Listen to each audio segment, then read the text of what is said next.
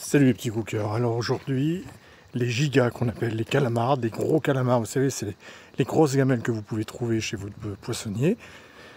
Donc vous prenez les gros gigas, vous enlevez la première petite peau blanche, vous verrez, il y a une peau blanche qui est sur une partie du giga, vous incisez juste en bas, juste pour récupérer un petit peu de peau au départ, et après vous l'enlevez parce qu'elle est caoutchouteuse cette petite peau, et du coup vous aurez du mal à avoir un calamar assez souple, ça va être faire un peu caoutchouteux dans la bouche.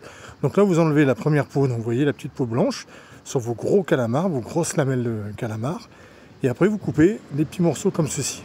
Donc là on va la faire un peu calamar, un peu à la sétoise, mais aussi avec un peu d'asiatique dedans, un peu du monde quoi en fait.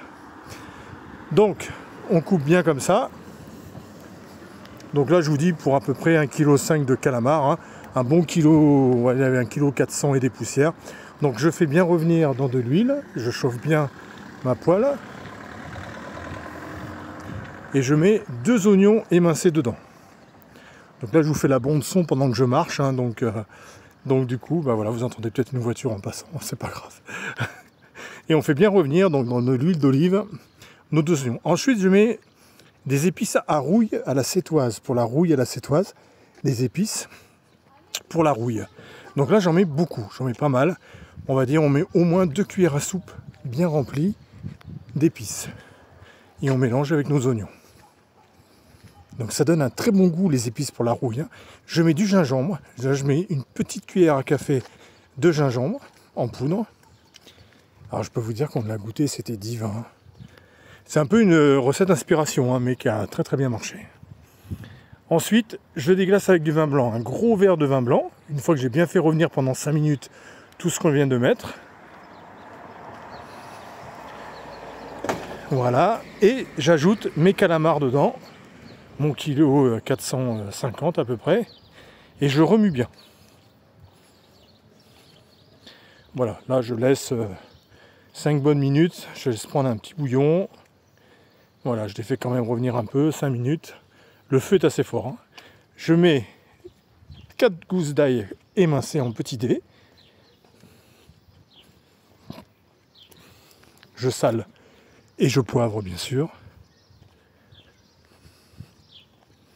Je remue le tout. Voilà, pendant 5 bonnes minutes. Alors le calamar, soit vous le cuisez pendant 4 heures pour qu'il soit souple, soit vous le cuisez assez rapidement. Là on va le cuire assez rapidement. Et je mets de la sauce tomate. Donc vous prenez une bonne sauce tomate en boîte, hein. Les Mutti sont très bien, en général c'est celle que j'utilise.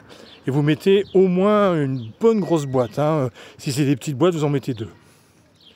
2 boîtes de Mutti classiques, là vous savez les petites.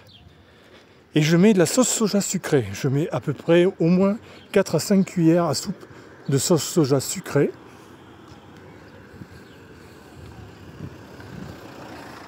Et ensuite je couvre d'eau.